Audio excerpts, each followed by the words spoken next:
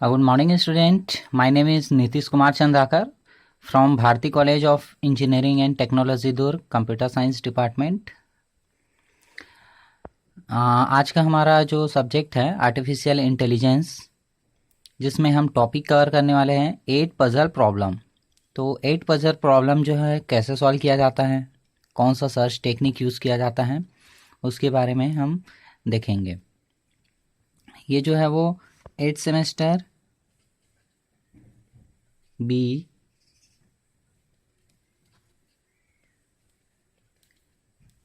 CSE का subject है। तो हम देखते हैं 8 पजल प्रॉब्लम। 8 पजल प्रॉब्लम जो होता है वो ब्लाइंड सर्च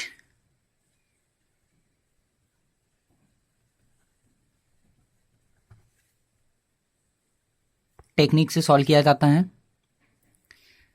ये जो होता है वो अनइन्फॉर्म्ड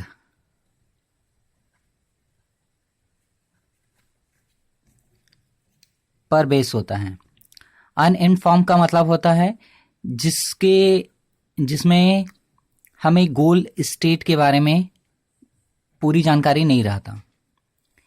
मतलब कभी ना कभी तो मिलेगा, जो गोल स्टेट है वो हमारा कभी ना कभी तो मिलेगा, लेकिन कब मिलेगा इसकी गारंटी नहीं रहता। इसको कहते हैं अनइन्फॉर्म सर्च। अनइन्फॉर्म सर्च पे ही बेस होते हैं ब्लाइंड सर्च। ब्लाइंड मतलब आपको समझ में आ जा रहा है, मतलब जिसके बारे में हमको जानकारी नहीं रहता, जो दिखाई नहीं देता, ऐसा सर्चिंग जिसमें हमको नोट्स पता तो रहेगा, इधर से भी जा सकते हैं, यहाँ से भी जा सकते हैं, बट वो दिखाई नहीं देता। ठीक है, कभी ना कभी गोल स्टेट मिलेगा। इसमें 8 पजल प्रॉब्लम को ब्रेथ फर्स्ट सर्च टेक्निक से भी सॉल्व कर सकते हैं। BFS मतलब क्या होता है? Best first search. Breath first search का मतलब क्या होता है? ये भी अनइन्फॉर्म्ड सर्च टेक्निक पर आधारित होता है, जिसमें हमें गोल स्टेट के बारे में कंप्लीट जानकारी नहीं रहता, लेकिन कभी ना कभी मिलेगा। इसकी टाइम कॉम्प्लेक्सिटी की बात करें तो OB⁴D होता है। इसमें जो मूव्स होते हैं वो 4 मूव्स होते हैं। 4 मूव्स, जिसमें अप, डाउन, लेफ्ट, राइट, ये 4 मूव जो होते हैं वो 8 पजल प्रॉब्लम में होता है। आइए हम इसको एग्जांपल से समझते हैं 8 पजल प्रॉब्लम में कैसे सॉल्व किया जाता है, क्या होता है। तो सपोज मैंने 8 पजल प्रॉब्लम लिया,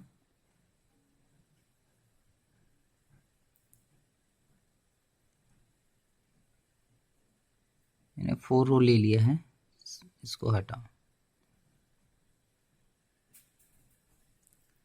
ये हम 8 पजल प्रॉब्लम ले लिए हैं।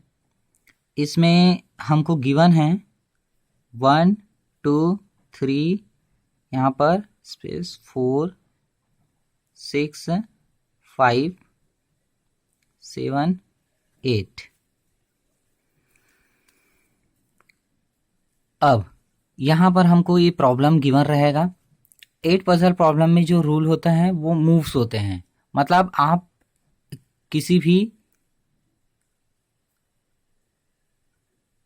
जो स्पेस है उसमें आप अप मूव कर सकते हैं या डाउन मूव कर सकते हैं, अप मूव कर सकते हैं या डाउन मूव कर सकते हैं, लेफ्ट मूव कर सकते हैं, राइट मूव कर सकते हैं। अगर एम्प्टी स्पेस है तो इन 4 जगह हो तो 2 टाइम मूव करेगा। इसमें क्या है, सारे नोट्स कवर करेंगे, इसलिए इसको ब्लाइंड सर्च कहा जाता है। सारे नोट्स कैसे? यहाँ पर एम्प्टी स्पेस है, मतलब ये आपके 3 टाइम मूव होगा। या तो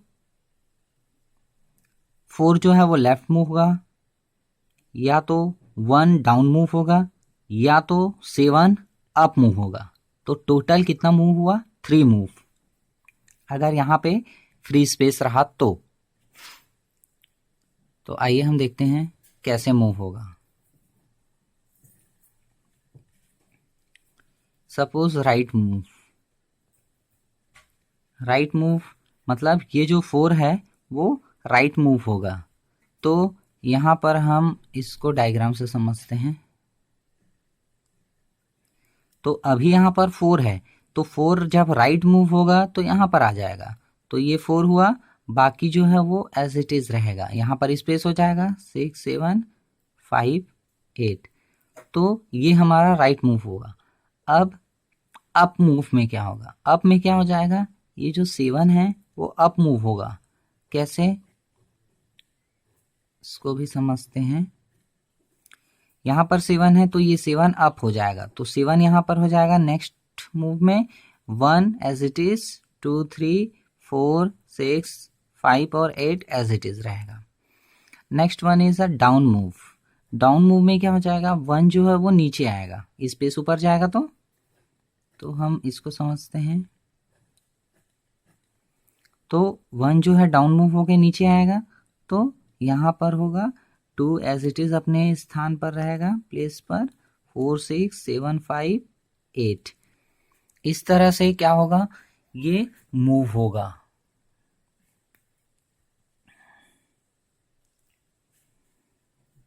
अब यहाँ पर जब भी स्पेस जो है सेंटर पे रहेगा, तो इसका मतलब ये है कि वो 4 टाइम मूव होगा। 4 टाइम कैसे? 4 इधर भी मूव हो सकता है left hand side, 6 right hand side move हो सकता है, 2 डाउन मूव हो सकता है, 5 अप मूव हो सकता है। तो टोटल कितना मूव होगा अगर सेंटर पे है? तो 4 मूव। तो हम एक एक नोड को सर्च करेंगे। इसमें क्या होता है? सारे नोड क्या होते हैं? सर्च होते हैं, इसीलिए इसको ब्लाइंड सर्च भी कहा जाता है। ब्लाइंड मतलब जो दिखाई नहीं देगा, ठीक है। और अगर आपको दिखाई नहीं देगा मतलब आप जितना भी नोड है सबको क्या करेंगे? चेक करेंगे, सर्च करेंगे। देखो यहाँ पर जो स्पेस है उसमें हम 6 को क्या करेंगे? राइट मूव करेंगे। सपोज यहाँ पर 6 को राइट मूव किए, राइट मूव करेंगे तो 6 यहाँ पर आ जाएगा, मतलब सेंटर पे 6। बाकी 4 1 2 3 7 5 8 एज इट इज रहेगा। अगर मैं डाउन की बात करूं तो डाउन में 2 नीचे आएगा, मतलब 2 यहाँ पर 1 3 4 6 7 5 8 हो जाएगा। अब यहाँ पर अगर मैं अप की बात करूं तो 5 ऊपर जाएगा, तो 1 2 3 4 5 6 7 8, नहीं यहाँ पर स्पेस रहेगा, यहाँ पर 8 रहेगा। नेक्स्ट में अगर मैं बात करूं लेफ्ट मूव का, तो लेफ्ट में 4 जो है यहाँ पर आएगा, तो 1 2 3 4 6 7 5 8। तो ये दोनों क्या है? एज इट इज आ गया, आपका इनिशियल स्टार्ट जहां से किए है, और यहाँ पर जो है ये भी क्या हो गया? एज इट इज आ गया। तो ये वाले जो मूव है उसको हम निगलेक्ट कर देंगे, ठीक है। अब देखो यहाँ पर हम लास्ट फाइनल सर्च के पास पहुंच चुके हैं। फाइनल सर्च मतलब आपका ये क्या था? इनिशियल था, और आपको फाइनल में क्या करना था?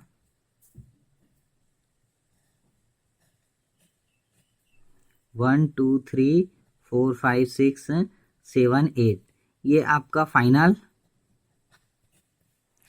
निकालना था, ठीक है। तो फाइनल में हम इसके बहुत करीब पहुंच गए हैं। ये वाला अगर हम पाथ फाइंड करते हैं तो फाइनल के बहुत करीब पहुंच गए हैं। तो इसी तरह से हम इसको भी सॉल्व करेंगे। तो इसमें भी कितना मूव होगा, 3 मूव होगा। अगर कॉर्नर पे इस तरह से स्पेस रहता है तो 3 मूव होता है। राइट मूव होगा, ये राइट मूव होगा, डाउन मूव होगा और अप मूव होगा। ये भी यहाँ पर है, मतलब ये अप मूव होगा, ये राइट मूव होगा, ये लेफ्ट मूव होगा। तो यहाँ पर अप, राइट और लेफ्ट मूव होगा। अब यहाँ पर है तो यहाँ पर क्या हो जाएगा, यहाँ पर है तो ये डाउन मूव होगा, राइट मूव होगा, लेफ्ट मूव होगा, डाउन मूव होगा, लेफ्ट मूव होगा, राइट मूव होगा। तो यहाँ पर ये वाला नहीं है, ये वाला। तो यहाँ पर देखते हैं,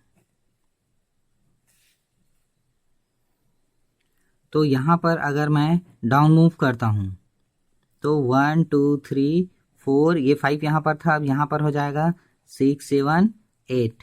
तो ये एज इट इज सेम यहाँ स्टार्ट किए थे और वहीं पे पहुँच गए, तो इसको हम नेग्लेक्ट कर देते हैं।